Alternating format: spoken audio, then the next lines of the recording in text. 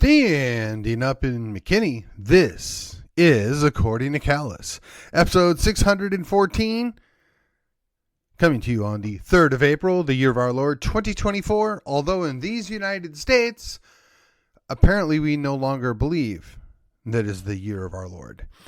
In any case, we're talking about a nation at risk.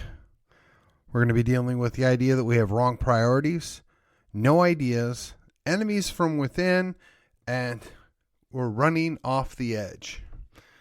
If that intrigues you, then please stand by. Before we get to the meat of the situation here, before we jump into the show proper, let me remind you the best way you can help me make a difference, grow the show, and be heard is to like, share, and subscribe to this podcast. Follow me on your social media and podcatcher of your choice. I got to tell you, I now have 3 shows in a row that allegedly didn't even get 20 downloads. I just don't buy it. Something happened. It's like a shadow ban, something. The numbers just aren't there. It doesn't make sense. Those are the numbers that I was getting on the first 100 episodes where I don't believe it, but I guess numbers don't lie. So again, the only way to overcome it, the only way to make a difference is the subscriptions, the followers, your word of mouth, you're taking the minute out to share it helps me overcome this situation. But have no fear, we will press on. And of course, I am over at Facebook. I've got a page in a group there. I also drop in over at MeWe, and I am a pro at Gab now. Perhaps that's why they're blocking me. And for what it's worth, you can still find most of my shows over at YouTube. Well, again, we do what we can do, and we just get up the next day and try all over again. We're going to be short and sweet today. There's a lot to say, but not enough time to cover it, so we're just going to hit the highlights. And here we go on with the program. Okay, so wrong priorities. What do I mean? So, as you know, about 5 months ago, we removed a statue in Arlington. The reconciliation statue, because apparently it was upsetting people. Never mind that it was there for about 100 years. Never mind that the whole point was the war is over, we need to move on. No. That was a priority. We had to deal with that. We had to take this Easter, right? This, say what you want, whether or not it's the appropriate term or appropriate celebration, but the Sunday that we choose to recognize the resurrection of our Savior, the Lord Jesus Christ, and the resident decided to make it about mentally ill men and mentally ill women. Trainee recognition or appreciation day or whatever nonsense. Really? Come on. Look, I knew the guy was apostate. I knew he was a fake Catholic, but this is just screaming that he needs to be struck dead. I don't know what else to tell you. And again, I wouldn't advocate that. And the Lord does work in mysterious ways. Just saying. Do you think he would do that on, Ramadan? Or even that he would have done it on a Jewish holiday? I highly doubt it. But, hey, you know what? Those Catholics and those Protestants, who cares about them? If you want to talk about upending the social order, of dismissing, centuries of known settled science, XX is female, XY is male, and nothing you're going to do to yourself is going to change that. Well, hey, talk about misplaced priorities. But while we're talking about misplaced priorities, let's talk about the things that we don't have any idea about. Have we ever figured out what's gone on with that situation where we had a balloon fly across the country? Have we ever figured out what exactly was going on in Las Vegas when that guy decided to open up on a crowd? The answer to both is no, we really don't have an answer. But if that wasn't bad enough, if that wasn't frightening enough, the latest event that happened within the last week or so is we had a ship that, for reasons unknown, just happened to run into a piling that just happened to take down a bridge on one of the most important bridges connecting north and south on the eastern seaboard. It just happened to happen. And allegedly, the black box just happened to malfunction. Kind of like, that prison that just happened to have no recordings of what happened in the time leading up to somebody not hanging themselves. I mean, what in the world? We have a panopticon. You would think it would actually sometimes accidentally work in our benefit, but apparently no, it's never ever going to work in our benefit. It's all about taking out you and I. It's all about making us miserable and preventing us from doing anything that might be construed as opposing the controlling world that we live in. But no, when they do bad things, when they allow things to happen, when they encourage things to happen, no, we don't actually ever get to see or experience the evidence of that occurring. So we just clearly have no idea what's going on. Now, look, I realize that there are some people out there that are a little woo-woo that are reading heavy into what happened here. I realize that the immediate default answer for a lot of people is, hey, you're a conspiracy theorist. You got to loosen up that tinfoil there, Buster. Accidents happen. Sure. I get it. I do. I really do. But if we just take a look back at the previous, 4 years, can we at least admit that the government gets things wrong? That the government lies, that the government has no vested interest in being truthful. And while we're talking about the government, let's say the media, the social media groups, and honestly, it's all a big propaganda mess. Is it entirely possible that they just don't want us to know what happened here? That they're not interested in telling us the truth? And while they were quick to point out that they don't think it's terrorism, they haven't given us a plausible reason or answer as to what happened, including the accusation that the black box just happens to be missing 2 minutes worth of data. Just happens to occur when the allegedly, multi-million-dollar ship just got off course and rammed into a piling. I mean, what do I know? I mean, it's not like they had some lady captain on that couldn't handle a ship. Oh, I'm sorry, that's the U.S. Navy that does that. No, these are supposed to have been two very competent, experienced harbor pilots that were allegedly on the ship. They were allegedly in control of it because, wouldn't let a massive ship like that go into a controlled harbor space with, very limited lanes of approach without having somebody with oodles of experience. And, oh, by the way, these multi-million-dollar ships, they have multiple fail-safe mechanisms in place so these kinds of things don't ever happen.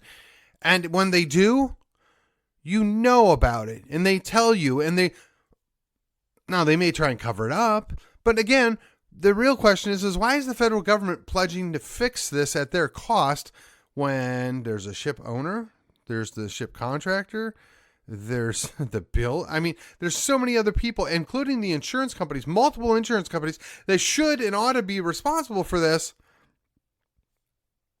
Unless, of course, they're just saying, well, hey, the feds are going to handle it until we get it up and done, and we're going to come deal with these corporations. Maybe. But again, we only hear what we're allowed to hear. We only see what they'll allow us to see. None of it is actually truth. They're not interested in giving you the truth. And just to be clear, I don't know what the truth is.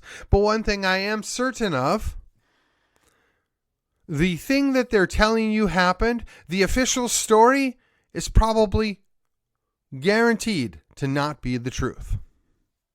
Think about that. They may tell you just enough that you buy it to go away, but they're not going to tell you exactly what happened. They have zero interest or zero intention of following through and actually doing the job they have, the media. This is what we're stuck with. This is the world we're in. We have the wrong priorities where we're celebrating mentally ill men that pretend to be women and mentally ill women that pretend to be men and all the strange things that go on there. Nope. We're going to not do our job and find out how it is a giant ship runs into a bridge. So when we talk about enemies within, right? This is the natural correlation here. We have celebrations of mentally ill people. We have people refusing to investigate how something like that would happen. Could it be because we're controlled by enemies from within? Now, you could say what you want about Resident Joe, the man that was deemed not competent for trial, but apparently is going to be competent for another term of service as the resident of the United States.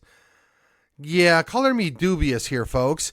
If you're not competent enough to go to trial, how in the world could you be considered competent enough to oversee trade deals, to negotiate with Congress, to sign off on other treaties, to be involved in national defense situations, or, God help us, have control of the nuclear football?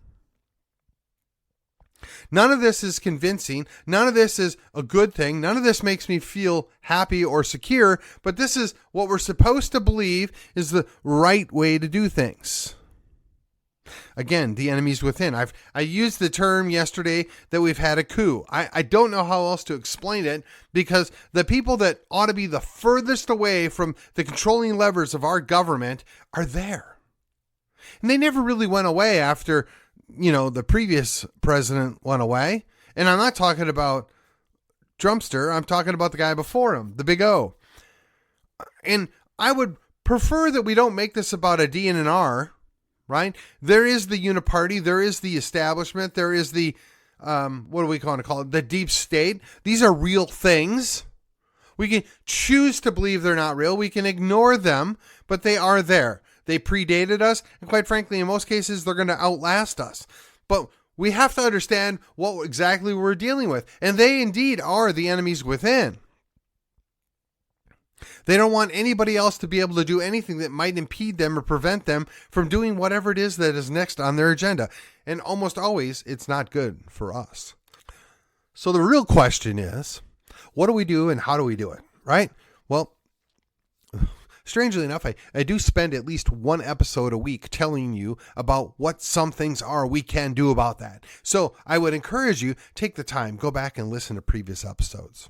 Perhaps starting with this recent as 613, aka yesterday's episode. But be that as it may, there is a ton of content, not just from me, but from others out there that give you ways that you can reform the local government you're involved with or that you live within their boundaries. They tell you how to, deal with the school district. They tell you how to influence your county government or your county party. They show you or tell you how to work up within the state organization, all of which I've talked about in one way or another in the last couple of years on 600 plus shows. It is all readily available for you if you will just take the time to go look into it. But the other option is just opt out, walk away.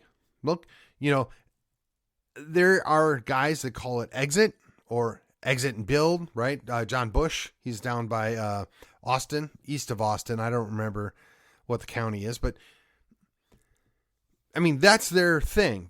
They specialize in telling you how to exit the system, to go off and do your own thing. And honestly, there are many, many days that I think to myself, maybe that's the best strategy. Maybe we just acknowledge that government's never, ever going to be a good servant, that the people there are never, ever going to care about anybody other than themselves. And the best strategy is just to walk away and tell them to pound sand. There are days where I just have to admit, it sounds good. It sounds plausible. And boy, that would be such a relief, a blessing, to take the burden of having to worry about all this nonsense off of my plate and never have to sweat it anymore. Just go live my life in peace and quiet. And then I remember one of the oldest refrains that I had on this show. You may not care about politics, but politics cares about you.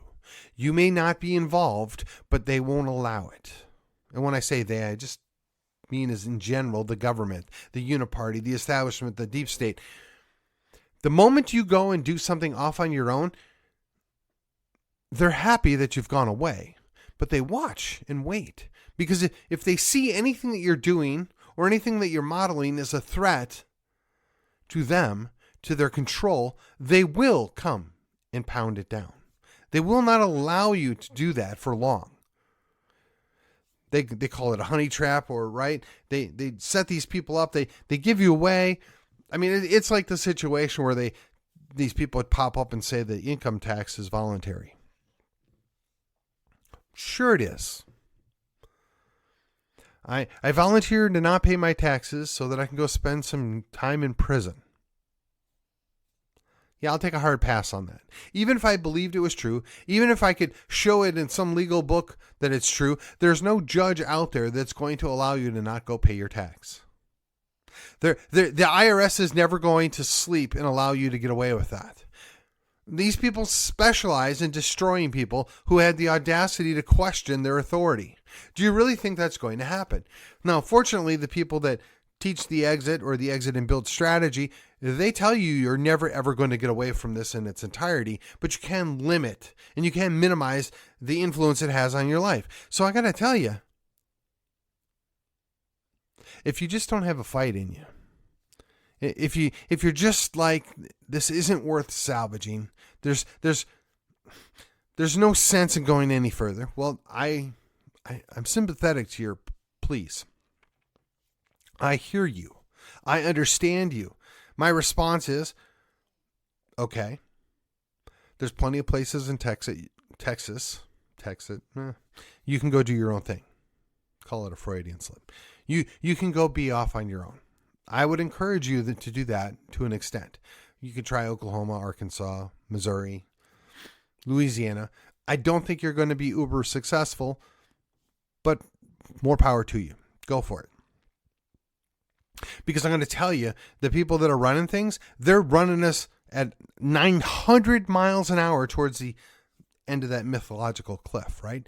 Off into oblivion. They're going to smash us into bits. And at this point, I mean, notwithstanding that Donald is probably going to be the next president, barring any unforeseen circumstances, the Resident Joe has shown himself to be completely useless and destructive to the country as we knew it. I don't think it's salvageable anymore. Now, we can fight the good fight. We can make the stand. We can slow it down as much as possible. And I'm going to do everything I can to accomplish that. I'm going to leave it all on the field, metaphorically speaking. I am not going to quit until it's over. Now, here's where it gets interesting. All the while I'm doing that, I am supporting the folks over at Texit. I am supporting the motion, or the movement, if you will, for Texas nationalism. I am supporting alternative, I don't want to call them parties, but movements to improve the representative government that we have. Why wouldn't I support those things? What we have now is doomed to failure. Whether it's 5 months, 5 years, or 50 years, I don't know. But what we plant as seeds now will bear fruit later. The efforts that we put in now will pay off later. We know this. We see this. I mean, the socialists didn't get us to the place that we're at now without starting 50 years ago. The progressives didn't get us to the place we are now without starting 100 years ago. The leftists didn't get us to where we are now without starting, 70 years ago. Pick your date, pick your time. We are on a collision course with calamity. The Roman Empire didn't survive forever. The British Empire didn't survive forever. The Mongolian Empire did not survive forever. The French Empire did not survive forever. The Spanish Empire did not survive forever. And if you go back and you look at these empires, they had a lot of similar things that brought about the end. And the United States, our leadership, the people that should have known better, took all that in, observed it all, set up the rules early on that, hey, let's not do these things. Let's avoid doing these things. And our current leadership, we don't care. We're just going to dismiss that. Oh, that fractional banking stuff. No, who cares about that? Oh, that idea that you should,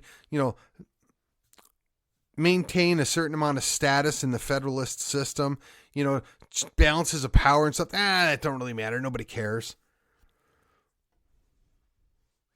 Oh, limit the right to vote to people that actually have skin in the game. Oh, what do we want to do that for? I mean, that's just a silly notion. Oh, these people, they want to go their own way.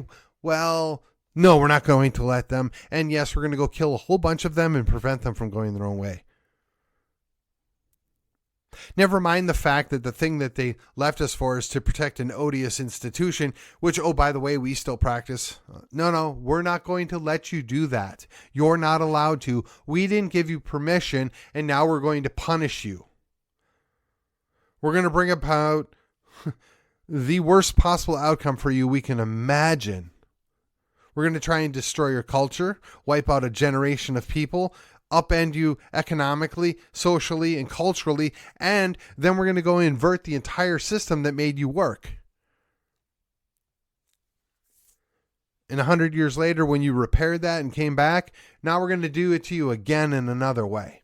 And then once we were able to overcome that and move on and actually have a certain unified situation, nope, we're not going to allow that. We're going to go back and rip up and destroy all the things that showed that we had come back and healed.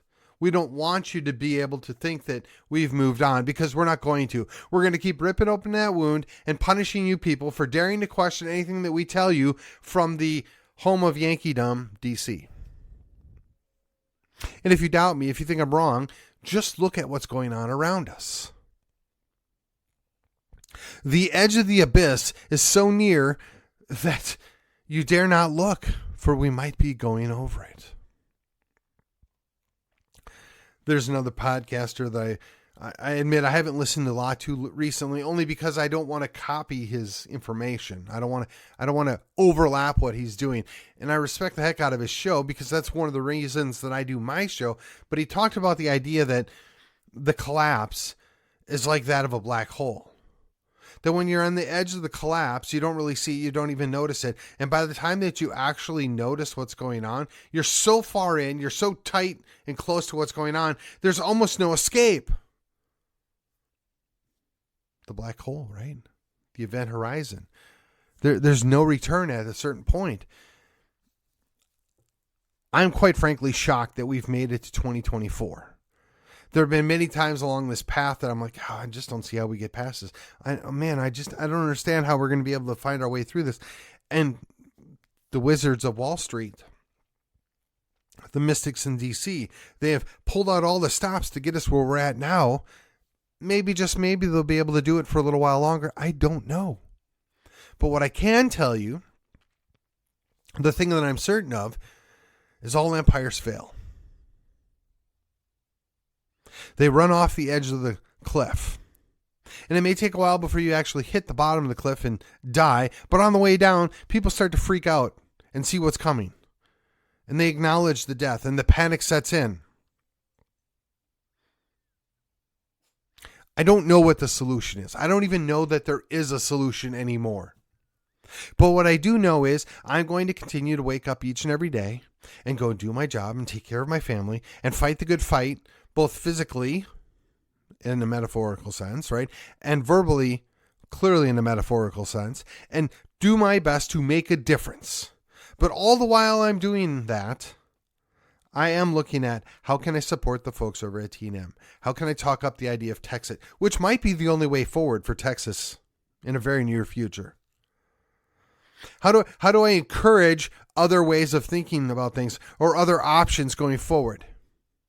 When this fracturing begins among us in these states, in these United States, we have to be willing to take the bull by the horns. And like I mentioned in yesterday's episode, Matt Rinaldi, love him or hate him, does correctly point out that to speak of independence when you can't even oppose or stand up to the federal government is kind of funny. It's kind of laughable. But what's interesting is it's our state government that's not willing to do that. We, the people, are. The folks over at TNM are. We, the activists, are. It's our leadership that we keep tolerating to be leadership that fails to do the job that we elected them to do. So while Matt Rinaldi's correctly diagnosed what's going on, he is also bringing it to our attention that that's where our failure is. We did not replace these people when we should have. We did not take action when we could have. And what I would tell you going forward, say what you want. I believe Matt was being honest about this. It may have not been the nicest way to put it. But if we're not willing to stand up now, he doesn't have a lot of faith that we're going to be able to stand up then. So my answer is start standing up now. Start making a difference now. Don't let me be the only guy in McKinney standing up. Pick your issue. Pick your race. Pick whatever it is that animates you, that is good for Texas, that is good for the Constitution, that is good for protecting liberty. However you want to phrase it, whatever you got to do to sell it to yourself, to give yourself and your family buy-in, and do something right here and right now. Make your difference where you stand now. I don't know what that battle is for you. I don't know what that issue is. But what I can tell you is until you take the time to go look in the mirror, to sit down and give it 5 minutes worth of thought, what is something I'm willing to stand for? You're never going to know. And you're never going to make a difference. And quite frankly, enjoy the chains. Kiss the feet of the people who put their boots upon your neck and pray that they keep them soft upon you. And yes, I'm paraphrasing one of our founding fathers here. The idea that you're going to be okay and you're going to stay complacent in what is essentially your servant's status, I'm not cool with that. I'm not content with that. I want more for you and I want more for me than that. And if you want to join me, Texas is the place to be. Perhaps Tennessee is more your speed, fine, go with God. Perhaps New Hampshire is more your speed, even better, go with God. Perhaps somewhere in the American Redoubt, which would be, for those of you that don't know, Montana, Wyoming, Idaho, and potentially at some point in the near future, Eastern and Oregon and Eastern Washington. Go with God. Make a difference. Take the stand. Do what we can do now. Preserve what's left of Western civilization. Preserve what's left of Heritage America.